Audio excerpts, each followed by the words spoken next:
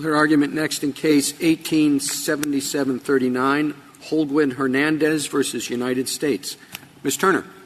Thank you, Mr. Chief Justice, and may it please the Court. Rule 51 tells parties to criminal proceedings how to preserve claims of error for appeal. A party does so by telling the Court what action the party wants the Court to take when a ruling is made or sought. There's no need to tell the Court twice. In every federal court of appeals except the Fifth Circuit, this rule means what it says in the context of sentencing proceedings. Specifically, it means that a criminal defendant who argues for a particular sentence in district court preserves for appeal a challenge to a longer sentence. In the Fifth Circuit, however, a criminal defendant, like petitioner here, must argue for a particular sentence in district court during the sentencing hearing and must object to any longer sentence as substantively unreasonable after the sentence issues. That post-sentencing objection requirement flouts Rule 51, which expressly says that exceptions are not required. Nor is there any practical merit to the Fifth Circuit's rule. In fact, there's no evidence that a district court has ever reconsidered a sentence in light of a post-sentencing objection. And that makes sense. The sentencing court will have just heard and rejected the same arguments in issuing a sentence. Recognizing that the Fifth Circuit's rule is indefensible, the government does not defend it. Instead, it supports amicus, the petitioner here. And amicus tries to defend the judgment below on alternative grounds. According to amicus, a party must identify the length beyond which a sentence is substantively unreasonable. But substantive reasonableness is not a freestanding requirement under the Sentencing Reform Act. It is simply a standard of appellate review.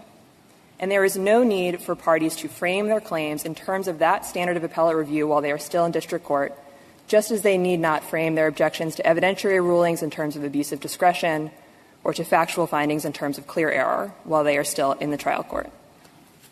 Because petitioner here adequately preserved his challenge to the length of his sentence, this Court should reverse. I'm open to questions. But if you have none, there are really two problems. Well, I'll ask you. I'll ask you. Counsel argued for the preferred, the defendant's preferred sentence. Didn't say that anything other than that would be excessive. That's correct, Justice Ginsburg. And that is fine to put the Court on notice of his claim that his sentence is too long. And there's sort of two parts to my answer. The first is that the better reading of Section 3553A is that the district court's task is to identify the particular sentence that is sufficient but not greater than necessary to serve the statute's objectives. And sufficient but not greater than necessarily means that there is a sentence that is sufficient but not greater than necessary. If 10 months is sufficient, 15 months is obviously greater. So by asking the Court for a particular sentence, the party puts the district court on notice of their objections to any other sentence. But even if you don't agree with that reading of Section 3553A, there is no need to inform the Court of all possible actions it might take. There's no basis for that requirement in Rule 51 and in other areas of the law where where a district court can take a range of actions, for example, in the context of Rule 11 sanctions or a length of continuance or reasonable attorney's fees. A party simply has to ask for the result it wants. It doesn't have to identify all possible actions a district court might take to preserve that claim for appeal. I mean, let's say the defendant says, I think my sentence should be, 2 years. And the district court says in its decision, well, I think that I'm going to sentence you to 2 years and 6 months because I think you've, misunderstood this particular provision about, history or deterrence or whichever. And is the district court supposed to appreciate in the Court of Appeals, if the defendant does nothing else, that he thinks it's substantively unreasonable for the district court to have added those 6 months for a reason that may not even have been addressed by the defendant in his submission? So 2 points, Your Honor. The first is that, the district court doesn't really have to appreciate that it is substantively unreasonable because, again, that's just the appellate standard of review. The district court just has to understand that the party objects to the particular sentence. But also I don't know how the district court knows that if you don't require an objection after the district court has explained why he's adding the 6 months. As far as he knows, well, maybe that's okay with the defendant. He wanted 2 years, but he can't really say that it's unreasonable to get 2 years and 6 months, particularly since I pointed out to him precisely why I'm adding those 6 months. So, again, we think the better view of Section 3053A is that it really instructs the district court to identify a particular sentence. And so by identifying a particular sentence, the defendant necessarily communicates that other sentences that he doesn't agree with other sentences. And while it's true that a defendant might not have identified every factor in Section 3553A in requesting a particular sentence, there are only 5, I think, and district courts and defense attorneys are familiar with those factors, and there's no need to specifically run through them. Similarly, in other contexts, other areas of the law, there's no need to example, when a district court makes an evidentiary ruling that a party disagrees with, the party doesn't have to say this is an abuse of discretion, even if the district court identifies reasons. Yeah, but it could end up to particularly odd results. Without a particular objection, the district judge might, be sitting there in the Court of Appeals, and the brief that is filed is, 40 pages objecting to, a particular provision, and the district court says, well, that's not what I was looking at all. I was looking at something else. In this hypothetical, the party is raising different arguments on appeal? Well, the whole point, I guess, of a post-decision objection is that it puts people on notice as to what the defendant is objecting to. And that can shape, whether it's subsequent proceedings in the district court or appellate review. When instead, if you just say, well, so long as it's more than the defendant asked for, in a regime where there are a lot of factors, I'd count more than 5, despite the subsections, it's particularly helpful to the process that people know what the concern really is going forward. But again, that is just the appellate standard review, and Rule 51 is explicit in saying that post-ruling objections are not required if you have already informed the court of the action that you wish it to take. And there's no reason to alter that approach in the sentencing context. Do you think that under the so-called parsimony principle, there is one precise sentence in every case that serves all the interests of sentencing but doesn't do so to an excessive extent? That is the district court's task, is to find the sentence the district court determines is sufficient but not. And there's just one. So let's say it's 11 months. That is the sentence called for by the Sentencing Reform Act. Not 10, not 12, 11. So it's not that there's some platonically correct sentence, but the district court's task is to determine the sentence that, in its view, is sufficient but not greater than necessary. And that's, inherent in sort of this parsimony principle. That's what that language means. If 10 months is sufficient but not greater than necessary, 10 months and 1 day is greater than necessary. Well, if it is not the case that the parsimony principle identifies one particular precise sentence that is the correct sentence, then for defense counsel to say 11 I urge you to sentence my client to no more than 11 months, that's different from saying that a sentence of 12 months would be outside the range of reasonableness. Again, Your Honor, which is what would have to be shown on appeal. It is a sort of a different argument on appeal, but it is no different than, again, if you were on appeal and you had to argue that the district court's ruling was an abuse of discretion, you don't have to make that abuse of discretion argument in district court, even though that is how you would have to frame your argument on appeal. It's exactly the same here, and we're just asking for those same rules to apply in this case. I'm sorry. What if defense, just along the same lines very quickly, what if defense counsel says, look, I understand that the guidelines range is 10 to 12 months, and I know that that's presumptively reasonable, and I'm not going to argue with that, but I urge you to sentence my client to no more than 10. And the judge says, well, I'm sorry, I'm going to choose 11. Can the defense counsel then argue on appeal 11 was unreasonable? If the defense counsel has said that 10 to 12 would be acceptable, or if he has only asked for 10? He says, I understand that's the range, and that's a reasonable range, but I think the appropriate sentence here is 10. So if the defense counsel simply identified the guidelines range and then asked for a particular sentence, then yes, I think that defense counsel could argue on appeal that 11 months was substantively unreasonable. However, if a district court or if a defense counsel said something like, anything in the 10 to 12 months range is fine with us, and we think you can do that, in that case, arguably he has not preserved an objection to an 11-month sentence. But it would depend on the context of what exactly defense counsel had said. And there's no reason to craft unique rules in this context. Ms. Kendrell, amici seems, in my mind, to be arguing not differently than you are, that you don't need to make necessarily an objection after the fact in all circumstances. He seems to be arguing that the circumstances, though, in which you don't have to renew afterward are those where you lay forth the reasons for why you want something. And so that you merely saying, I think 10 months is enough, is not enough. That doesn't put the district court on notice of the reasons you think 10 months are enough. And so that he's basically, I think he'll speak for himself, obviously, but assuming his argument in my question, that you need to put the district court on some sort of notice what the basis is for you believing that 10 or 12 or 11 months is the right number. And that if you don't do that, then you do need to, you haven't preserved your objection adequately. How do you address that?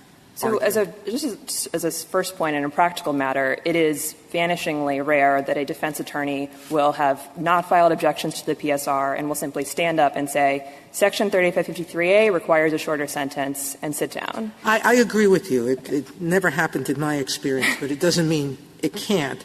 And so the question is, for a reviewing court, when it gets that situation, what is it looking at to make a judgment as to whether or not the objection was adequately preserved when it wasn't restated at the end? I'm sorry.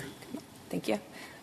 The Court's simply applying the same fair notice standard that it applies in every other context to determine whether an argument is preserved. It's the test that this Court laid out in Beach Aircraft. And anything more specific, requiring very specific facts and circumstances, as amicus tends to suggest, is unwise because it would create new problems for this Court to resolve, such as if someone argued in district court that his client was sick and deserved a shorter sentence, and then argued on appeal that he was going to die and deserved a shorter sentence, the Court would have to determine whether that was the same factor and circumstance. Thank you, counsel.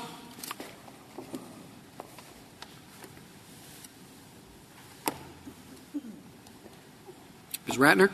Mr. Chief Justice, and may it please the Court, I want to be very clear about what is and is not preserved when a defendant argues for a lower sentence than he receives. There are 3 key points. First, a defendant who argues for a lower sentence does preserve the claim that the district court unreasonably declined to grant the leniency requested. Second, a defendant does not preserve any procedural challenges or any challenges, however labeled, that go to something other than the length of the sentence. And third, a defendant who argues for leniency on one ground in the district court does not preserve a claim for leniency on a different ground. Those 3 points all come from the same overarching principle that parties need to give the district court an opportunity to consider and resolve their claims. But under Rule 51, they need to give the district court one opportunity, not 2.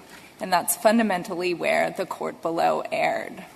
I think that Petitioner has highlighted some of the problems. On your first 2 points, in my experience, a substantive unreasonableness claim is almost always coupled with a procedural failure to explain claim.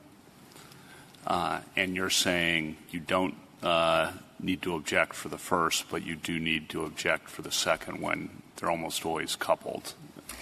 So let me make this very clear. We think Rule 51 applies equally to both of those. We think that as a practical matter, the first half of Rule 51, the affirmative request, is often going to be the way that substantive reasonableness claims are preserved, whereas as a practical matter, the second half of Rule 51 is often going to be the way that procedural reasonableness claims are preserved, and that's just because of the way sentencing hearings occur. So the whole point of sentencing hearing is for parties to advocate to the court what they think the appropriate sentence is. They put the district court then on notice of those arguments. By contrast, a party isn't going to have the opportunity to tell the district court in advance, we think you've given an insufficient explanation, until they've actually heard the explanation. And so it's just because of that practical reason that those are going to tend to be after-the-fact objections instead of in-advance requests. And that we really do think is the key point here, that we're not asking for any sort of exception for Rule 51. It applies the same in the sentencing context as outside the sentencing context. It applies to substantive reasonableness claims and procedural reasonableness claims. We're just asking, is this particular claim one that the district court has already had an opportunity to consider? And on your third point about providing the ground for the claim on appeal, by that do you mean just a citation to a general category of sentencing consideration, or do you mean a specific argument or pointing out specific facts?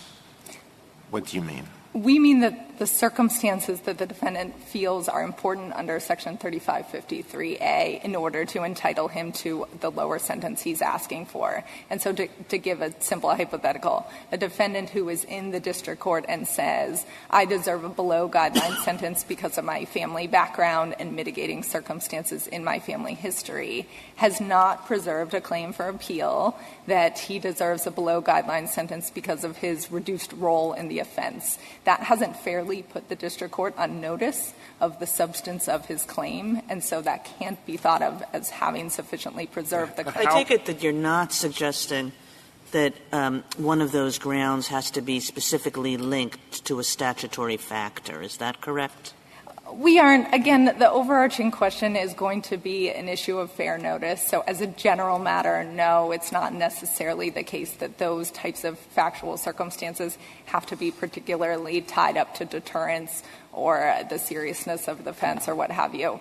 I could imagine a case where a defendant's argument is so intimately tied to one of those factors that it hasn't really given the district court fair notice, which, again, we think is the touchstone. But in the ordinary case, no, we don't think that that's going to have to be tied up that neatly. How do we write – I'm sorry. How do we write this opinion?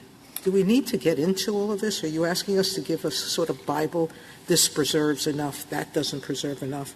Is it adequate for us just to say it's too absolute a rule to require a specific objection under all circumstances, so long as a defendant has given us given the district court notice of its grounds for a particular different sentence than given, that's enough? So, Justice Sotomayor, I think that you could write an opinion that says the Fifth Circuit's rule is wrong. It's too absolute a rule in requiring a post hoc objection. But I do think there would be significant value in the court offering some clarity. For you, obviously. Well, Justice Sotomayor, the reason that I'm saying that is that I think the courts of appeals have largely got these questions correct. There's really just one outlier in one direction or another. And I do think there could be some potential in this court's decision here to introduce confusion if it's not clear about just what is and is not preserved when a defendant makes these sorts of arguments. As for what an opinion would look like, we think that Judge Sutton's opinion for the en banc Sixth Circuit in United States against Vonner navigates these various issues, describes how Rule 51 applies in these contexts, and again, doesn't suggest that there are any exceptions to Rule 51, but explains how, as a practical matter, that analysis is going to look a little different in some contexts and others. Back to your hypothetical with Justice Alito, I'm not sure how appellate courts are supposed to do this, because it's not that it's not preserved, it's that it's reviewed under plain error. So you would have, say, family history reviewed under substantive unreasonableness and reduced role in the offense reviewed under plain error for one inquiry of overall substantive unreasonableness, when substantive unreasonableness, and we just add this, itself, when you actually apply it in practice, is a lot like plain error. Obvious, it's so deferential in most courts of appeals that kind of obvious error is when you say it's substantively unreasonable. So I'm not sure how a judge can keep all that straight. Well, I think in practice it hasn't been that complicated, Justice Kavanaugh. And courts, again, this is the rule that we think is in play in I think that most of the courts of appeals. And keep going. The way that shakes out is usually one of two ways. So first, a court of appeals might say, looking at all of the circumstances that you've preserved, we don't see this as a substantively unreasonable sentence, or we don't see this as an abuse of discretion. And then if we look to the circumstances you are raising for the first time, nothing in there suggests that our analysis of substantive reasonableness is plain error. That's sort of option one. They do option two, and sort of going to your second point that this is already a deferential standard, we see fairly often courts say, well, even assuming that all of this had been preserved, it wouldn't be a substantively unreasonable sentence, or it wouldn't be an abuse of discretion. Can you imagine a sentence that's substantively unreasonable but not plain error? Yes, we do think that there is a small sliver of daylight between these standards. It's extremely small. It is very small. We think that's exactly why, if this case is vacated and remanded, we would advocate for the same outcome under a substantive reasonable review. You might think of it as analogous to double deference under AEDPA, that there's already a deferential standard of review, but if you were to add plain error on top, you'd get sort of an extra little bit of deference. Again, it probably wouldn't be dispositive in most cases, and that's why it doesn't create that many difficulties for courts in practice. But at the end of the day, the key problem with the Fifth Circuit's rule here is that it's requiring parties to say in the district court the applicable appellate standard of review, and that's just not something that litigants are required to do in any other context. The district court's job under Rita and Kimbrough and Gall is to decide the sentence that is appropriate under the Section 3553A factors. And reasonableness is just not an inquiry that comes into play until the case is appealed, and that's the inquiry that the Court of Appeals will apply in the first instance. If there are no further questions, we would ask the Court to vacate and remand. Thank you, counsel. Mr. Allen? Thank you, Mr. Chief Justice, and may it please the Court. The question in this case is what a party must do in the district court to preserve a substantive reasonableness argument for appeal. In particular, under Rule 51, what must a party argue and when must they argue it? Let me start with the what. To preserve a substantive reasonableness argument, a party must argue two things. One, they must make the distinct legal argument that an imposed sentence is beyond the range of choice a district court has under 3553A. And two, identify the facts and circumstances supporting that argument. Those are the legal and factual grounds underpinning a substantive reasonableness argument. And under the best interpretation of Rule 51, a statement of grounds is necessary to preserve a claim of error. Now let me turn to the when. In most cases, these arguments are most sensibly made after sentencing because it's only then that the parties know the imposed sentence and the district court's reasoning for it. And in most cases, I think you need to know those things to really determine whether you have a viable substantive reasonableness argument to assert. But technically, nothing in Rule 51 stops a party from making those arguments prior to imposition of a sentence, and so preservation pre-sentencing is possible in certain cases. The government appears to agree with at least part of this rule. In particular, the government agrees that a party must present the district court with the facts and circumstances supporting a substantive reasonableness argument in order to rely on those same facts and circumstances on appeal. And frankly, that does not seem to be a controversial or novel proposition. A party that never argued below that a sentence was substantively impermissible because, for example, it created unwarranted sentencing disparities should not be able to advance that same argument for the first time on appeal. The somewhat harder question, and the question on which I part ways with the government, concerns the first part of the rule. To preserve a substantive reasonableness argument, is it simply enough to ask for a shorter sentence in the district court, or must a party do more than that? And for several reasons, I think the Fifth Circuit is correct to require parties to do more. Most fundamentally, merely arguing for a shorter sentence does not address the same issue that is before the Court of Appeals on a substantive reasonableness challenge.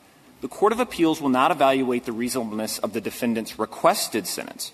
Rather, the Court will evaluate the reasonableness of the imposed sentence.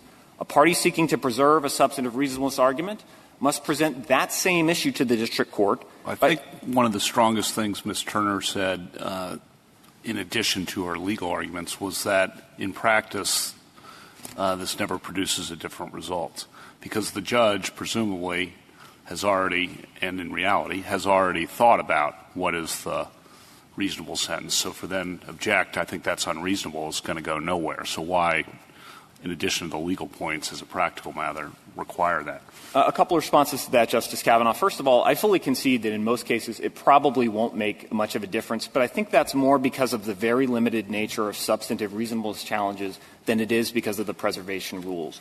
Substantive reasonableness challenges are very difficult to win because most of the time district courts are sentencing well within the discretion that they have. So I fully concede that most of the time it won't make a difference. However, I don't think that means that it won't always have some benefit. And I think it will have benefit in those cases where a substantive reasonableness argument is likely to have the most viability. And that's a case in which, for whatever reason, the imposed sentence differs dramatically from the sentence from the guidelines range and from the sentence the parties have requested. For example, if a defendant requests a 40-month sentence and the government, the court imposes a 200-month sentence. And these cases do happen from time to time in the courts of appeals. In that circumstance, I think it's likely that the district court has used reasoning and rationales that the parties might not theretofore have addressed or had an opportunity to argue about. And so in that situation, there is some benefit, I think, to having a party to apprise the court to say, Your Honor, I think the sentence you're imposed is not only one I disagree with, but is so excessive it's outside the range of permissible sentences you could impose, and let me explain to you why that is. Let me engage with you on some of the reasoning you gave, why the party thinks the court might have put too much weight on an impermissible factor, not enough weight on a very important factor. So the short answer is, in most cases, it probably won't make much of a difference, but in the cases where a substantive reasonableness argument is likely to matter the most, it very well could could make a difference. In the hypo you raise, that counsel almost always raise a procedural failure to explain objection in your hypo. Judge, you haven't explained that sufficiently, right? Correct. And I think that gets to 2 points. One is, I think what's procedural and what's substance in this circumstance can get very difficult sometimes, and it's an issue that the courts of appeals have struggled with. For example, if you disagree with the district court's reasoning, is it a procedural problem because the court failed to adequately explain it, or is it a substantive problem because the court explained it, you just disagree with the reasoning the court gave? I think it could be argued either way, and I think the courts of appeals have sometimes struggled with what it is. Well, they mostly get funneled into procedural. Right? A lot of times they do, and you know, as this court said very clearly in Gall, you know, failure to adequately explain a chosen sentence is a procedural problem that I think everybody standing up here arguing today agrees that if you think a district court has not adequately explained its chosen sentence, a party should object to that in the district court and give the district court judge an opportunity to correct it.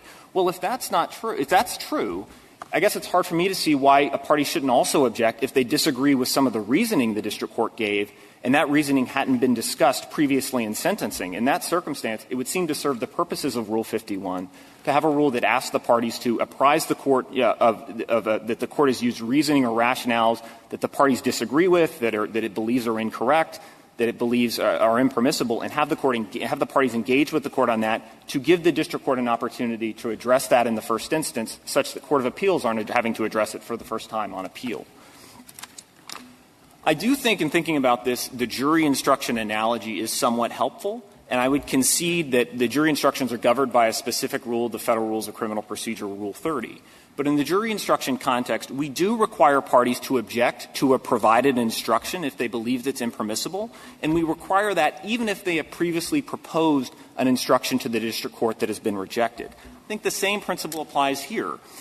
Just because a party has requested a particular sentence does not mean they've necessarily and inevitably argued that the actually imposed sentence is so excessive and so extreme that it's outside the range of permissible sentences the court could have imposed. The district Is that the standard so excessive and so extreme? I mean, the argument really is simply that it doesn't comply with the factors in 3553, right?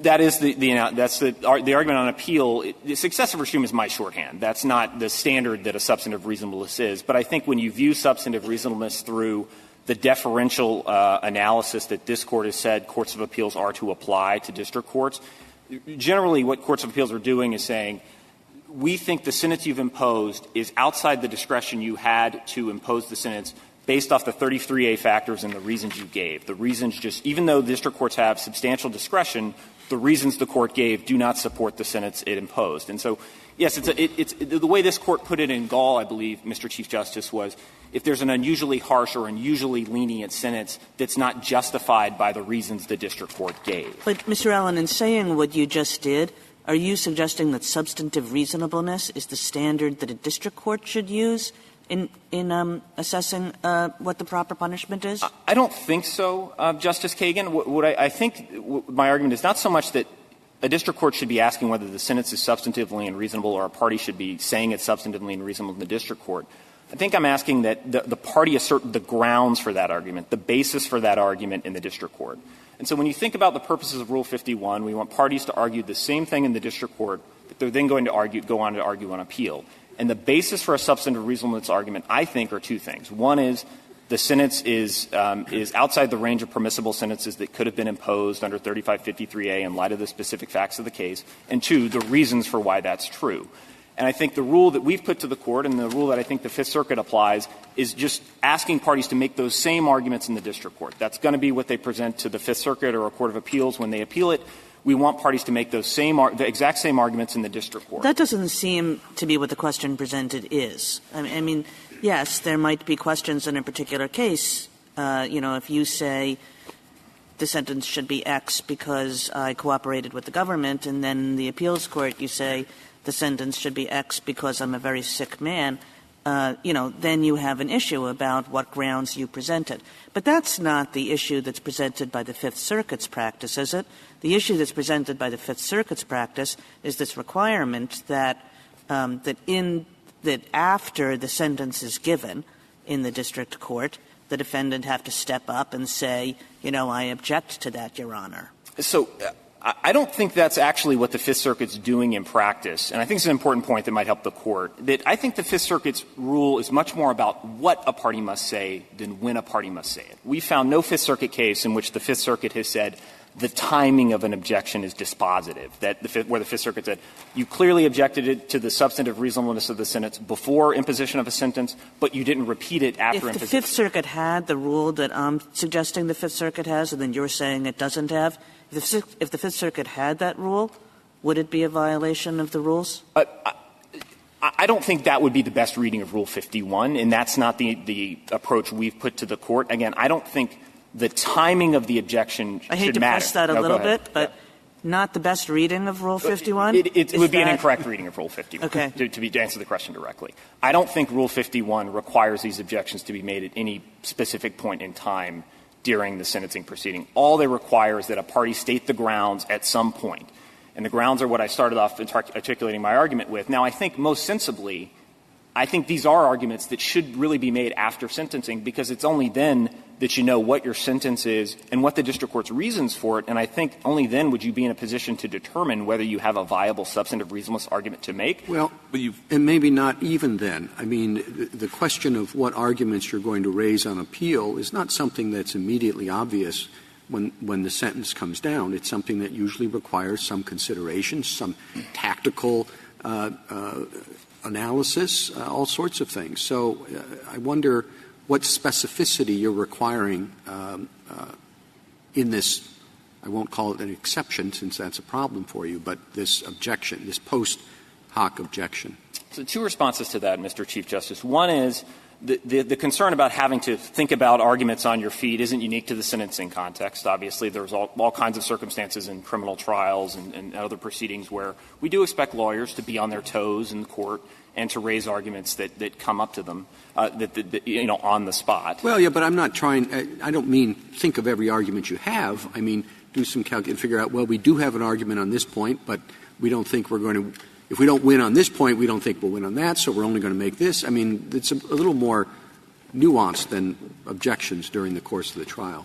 Perhaps, but I also think that parties do a tremendous amount of work going into preparing for a sentencing proceeding. You know, they review the PSR. They know what they're going to go in and argue on behalf of their client. And then they can hear the district court's reasoning and determine whether there's something in that reasoning that they think is factually wrong, or the court is putting too much weight on an inappropriate factor, or not enough weight on a factor that they think is very important. So it might be more difficult in cases where sentencing proceedings go for an entire day than it will be for a case like this one where it took 5 or 6 minutes. But I don't think it's unreasonable to require parties to do that. And, in fact, you know, it's what I think the purpose of Rule 51 is intended to serve, which is to keep defense counsel on their toes and to alert the court that they think the court has made some error that has caused it to reach an incorrect result, so that the district court is considering that in the first instance, and that courts of appeals aren't having to consider that. Most of the grounds will have been identified in the sentencing memos after the PSR and at the sentencing hearing, presumably. If they've all been identified there, do you have to raise it again? In your view, do you think that's the best reading? I don't think you have to raise anything again. I think that would be an unreasonable reading of Rule 51. I think you just have to preserve them at some point during the entire process. So you don't have to repeat arguments you might have raised in a pre-sentencing memo or raised earlier in the proceeding. I just think you have to apprise the court at some point that the sentence it's imposed is outside the range of permissible sentences it could impose, and explain why. And do you think there's a lot of daylight between your position and what the government has been saying? The only daylight I see is in the first part of my rule. Remember, my rule has 2 points. One is you have to make the distinct legal argument that an imposed sentence is beyond the range of permissible choice, and then 2 is you have to state the facts and circumstances. The government agrees with Part 2, so really all it is, I think, is my requirement to require some more specificity that, hey, I'm raising the grounds for a substantive reasonableness argument as opposed to just simply asking for a shorter sentence. And so go ahead. No, go ahead. This outside the range, where do you think that comes from? Because it seems to me that comes from the reasonableness, the substantive reasonableness standard, which is an appellate standard. 3553, which is the statute that's directed to the trial judge, doesn't talk about ranges. To the contrary, it talks about, you know, there's a particular point. And, of course, your particular point, your particular sentence might be different from somebody else's particular point and particular sentence, and the appellate court can say, you know, both of those are within the range of reasonableness. But the range seems a task for the appellate court and not for the district court. Well, so the way I read this Court's decisions in Rita, Booker, and Gall, they all emphasize the extraordinary amount of discretion that the district courts have at sentencing. And I guess, Justice Kagan, I have trouble imagining what that discretion is if it's not discretion to pick amongst a number of sentences, all of which are sufficient but not greater than necessary to serve the sentencing purposes. I think those decisions seem to recognize that you could have the same defendant convicted of the same crime presented to 3 different district court judges, all of whom reach different sentences. Let me give you an example from a different context, and it's much like the one that Ms. Turner gave. I mean, suppose we had some decision which is subject to an abuse of discretion standard. What we wouldn't want to have happen is for the trial court to be making that decision and saying, I wonder, is this an abuse of discretion? No, we would want the trial court to be making the best decision that the court can make and then leave it to the appellate court to apply the abuse of discretion standard. And so to hear, why isn't the directive to the trial court to say, pick the sentence that's the single appropriate sentence you think under 3553, and then it's for the appellate court to say whether that falls within the range of reasonableness. So I want to be very clear. I do think it's still the district court's job to pick the sentence that's sufficient but not greater than necessary, and I don't think courts should be thinking about this in terms of what's reasonable or abuse of discretion. But I do think that we still want to require parties to speak up and object if they believe that the sentence the district court has imposed is not just one that they disagree with, but one that has given rise to a new argument that they're going to make on appeal, which is that, Your Honor, the sentence is not just one that I think is an exercise of discretion that I disagree with. It's one that's outside the range of discretion that I think this Court has in the first instance. But there are many examples where that might occur. You know, you ask the trial court to do something, it says no, And then in all these non-sentencing contexts, do you have to say, Your Honor, not only is that not what I asked you to do, but it's also an abuse of discretion? The short answer is no. I don't think so in those other contexts. The longer answer is I do think there are some contexts in which we do require something similar to what I'm asking for here. Jury instructions is probably the best example because district court judges do have discretion in how they shape jury instructions, and Rule 30 does require that if you think the district court has kind of gone outside the bounds of what it can do in the jury instruction context, you do have to apprise the court of that. I think sentencing should be a context in which we require something similar to that because of the parsimony principle in 3553A, because of the significant guided nature of the court's discretion and the special obligation the court has to explain its sentence under 3553C. So the short answer is I would not require this same requirement in those other contexts. The reason I think we should require here is sentencing is meaningfully different. Under the Fifth Circuit's rule, even if you don't object, it's going to be reviewed for plain error on appeal. And I'll ask the same question I asked Ms. Ratner, which is, can you imagine a sentence that's substantively unreasonable but not plain error? Because usually when appellate judges find it substantively unreasonable, they're saying, wow, the district judge really jumped the rails there. Yeah. And that sounds, that's the common reaction to a sentence that is found substantively unreasonable, and that sounds like plain error. I agree with Ms. Ratner on this. I think there is some daylight between plain error and abuse of discretion, probably not much. I do think many sentences that are deemed substantively unreasonable will likely satisfy plain error review. But I don't think it's exceedingly rare for an appellate court to find a sentence substantively unreasonable. It's exceedingly rare, yes, Justice Kavanaugh. But I don't think that's an issue this Court should prejudge because plain error review, as this Court has said, is a very fact-intensive case-by-case determination, and so I don't think the Court should just say, well, every substantive unreasonable sentence will be plain error. It might well turn out to be the case, but I don't think the Court should prejudge that. And by substantively unreasonable, you mean nothing more than an erroneous application of the 3553 standards, right? Well, correct, Mr. Chief Justice, although it would have to be so erroneous that it falls outside the range of substantial discretion that we understand district courts to have at sentencing. So it's not just it's wrong, it's very wrong. The way it's articulated in many of the appellate courts is very deferentially articulated. That's correct, Justice Kavanaugh. There's one question you asked that I did want to address. You asked the government of what would happen in the situation where you have some preserved arguments and some unpreserved arguments, and some of which are subject to plain error and some of which are subject to harmless error review, for example. That does come up in other circumstances. We were looking into this. It comes up in cumulative error circumstances where parties are arguing cumulative error. There are a number of errors below, some of which were preserved, some of which were not. It can come up in the ineffective assistance of counsel area where you argued that counsel was ineffective for some reasons but not others. The short answer is it can be difficult, but courts of appeals have found ways to deal with it. And the way they do it is typically what Ms. Ratner said. They start by looking at the preserved errors, sort through those to see whether there's any grounds to reverse on that, and then go to the unpreserved errors. But I guess the point I would make is courts of appeals have found a way to deal with it. They haven't just said, oh, just because we have this problem, we're just going to assume everything is preserved and go on to consider it. A couple more points, Mr. Chief Justice. One thing this Court had said in Gall I think is helpful in thinking about this. This Court said in Gall that if a district court judge determines that an outside guideline sentence is warranted, he must, quote, consider the extent of the deviation and ensure that the justification is sufficiently compelling to support the degree of the variance. Well, I think in most cases you won't know whether the district court's justification is sufficiently compelling until you hear the court's sentence and the reasons for it. It's only then whether you can assess whether the justifications are sufficient to support the unusually harsh or unusually lenient sentence.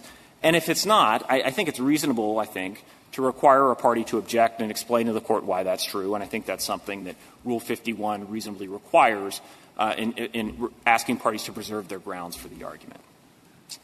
If there are no further questions, let me leave the Court with one final thought in thinking about this case. I think it's beneficial to consider not the run-of-the-mill sentencing case, but the sentencing proceeding in which a substantive reasonableness argument is likely to have the most viability. And that's when an imposed sentence differs dramatically from the guidelines range and likely the sentence that the parties have been advocating before it.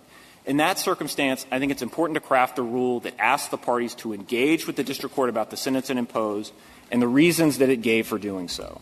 Otherwise, courts of appeals will have to address address those issues in the first instance. The better rule, I think, is if a party believes that an imposed sentence is so excessive that it's beyond the range of choice that 3553A allows, they should make that specific argument to the district court and identify the facts and circumstances supporting it.